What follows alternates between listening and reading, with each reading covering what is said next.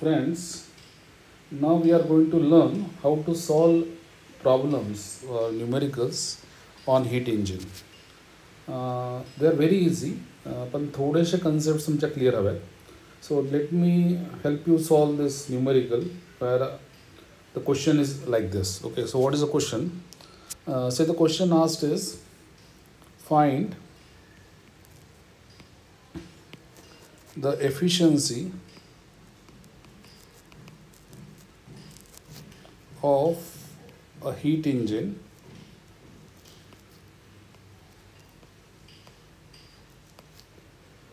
which operates between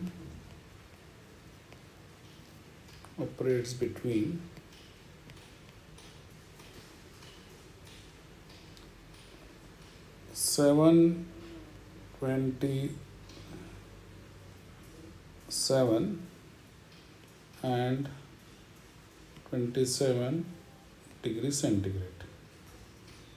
Okay, if the heat supplied is 100 kilojoules and heat rejected is 50 kilojoules.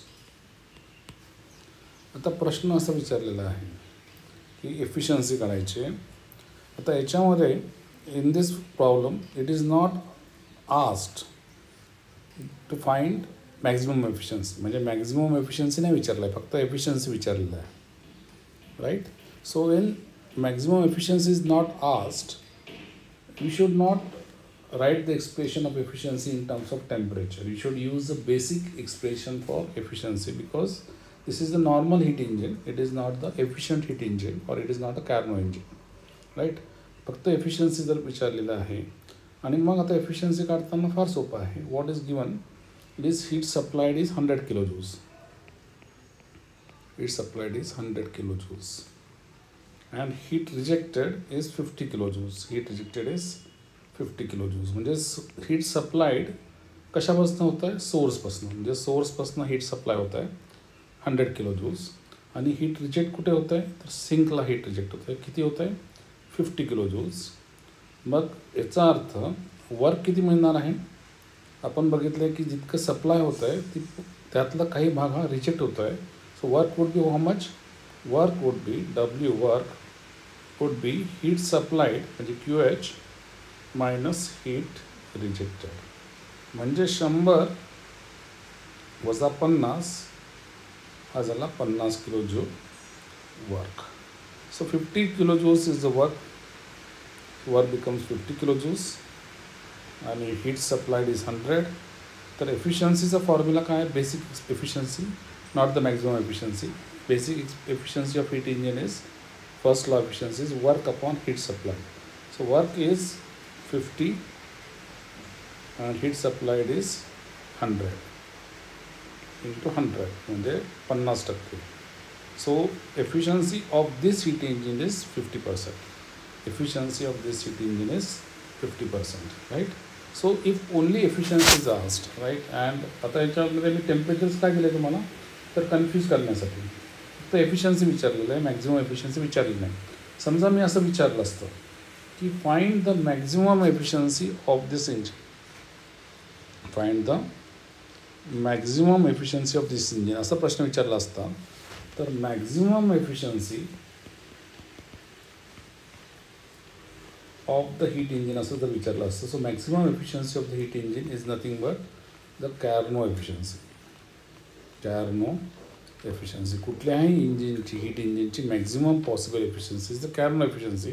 आणि Carnot एफिशियन्सीचा formula आहे 1 - TL/TH. याच्यामध्ये विद्यार्थी काय चूक करतात की TL आणि TH हे सेल्सियसमध्ये घेतात, तर ते चुकीचं आहे. So we need to convert TL म्हणजे लोअर टेम्परेचर म्हणजे सिंक टेम्परेचर हे केल्विनमध्ये कन्वर्ट करायचं आहे. तर ते डायरेक्ट केल्विनमध्ये दिलेलं असेल तर okay, but if it is in Celsius as in this problem, या प्रॉब्लेममध्ये किती आहे TL is 27 degree centigrade.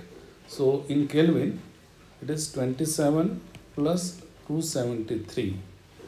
So it becomes 300 Kelvin. TH is what? Higher temperature, म्हणजे source temperature.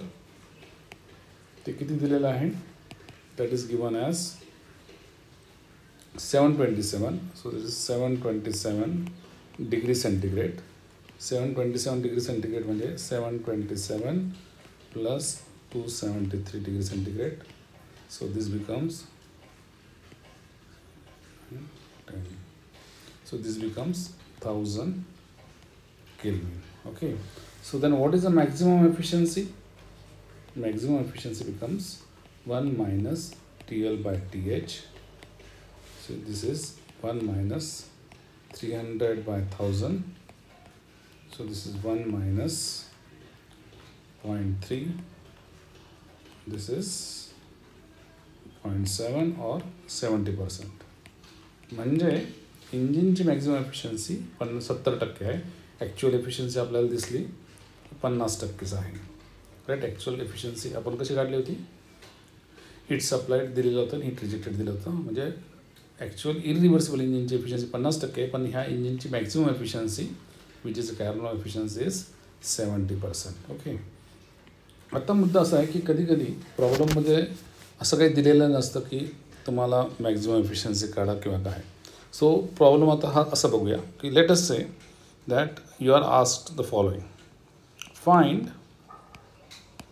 The least heat किंवा असं आपण त्याच्या अगोदर असं म्हणू, find the maximum work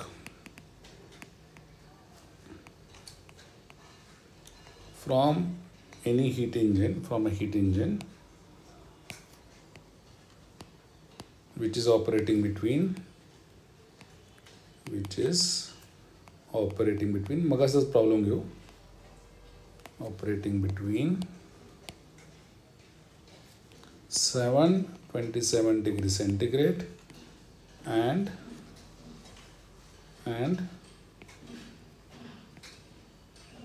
27 degree centigrade असं विचारलं आहे. आता इथे मॅक्झिमम वर्क विचारलं आहे. सो मॅक्झिमम वर्क विचारलं म्हणजे automatically you have to assume that engine is a Carnot engine. Right. आणि मग तिथे हा फॉर्म्युला आपण वापरू शकतो. एफिशियन्सी मॅक्झिमम म्हणजेच work maximum upon heat supplied, आणि efficiency maximum is also equal to 1 minus TL by TH. Okay. तर TL आपण आता बघितलं 300 केल्विन, TH बघितलं आपण 1000 केल्विन. सो एफिशियन्सी मॅक्झिमम आपण बघितली 70%. ओके. आणि 70% म्हणजे 0.7 is W maximum upon heat supplied. आता हीट सप्लाइड आपल्या प्रॉब्लेममध्ये दिली होती अगोदर 100 किलो जूल. तर 100 किलो जूल समजा हीट सप्लाय दिली असेल तर याचा अर्थ you will get 0.7 is equal to heat supplied माहीत नाही आहे, सॉरी हीट सप्लाइड माहिती आहे 100 किलो जूल्स. सो मॅक्झिमम वर्कचा फॉर्म्युला काय? Efficiency maximum into heat supplied म्हणजेच 0.7 into 100. याचाच अर्थ you get maximum work as 70 kilo joule. Okay. तर अशा पद्धतीने आपण मॅक्झिमम वर्क काढले. आता इथे मी काही दिलेलं नाही की Carnot engine is there or not, but still I get to assume that it is a Carnot engine because they are asking you maximum work. Maximum work कुठल्या इंजिनमध्ये मिळेल? मॅक्झिमम वर्क हे फक्त कार्नो इंजिनमध्येच मिळेल, not in a irreversible engine. You will get it only in the reversible engine. Okay. So this is how you have to solve the problems.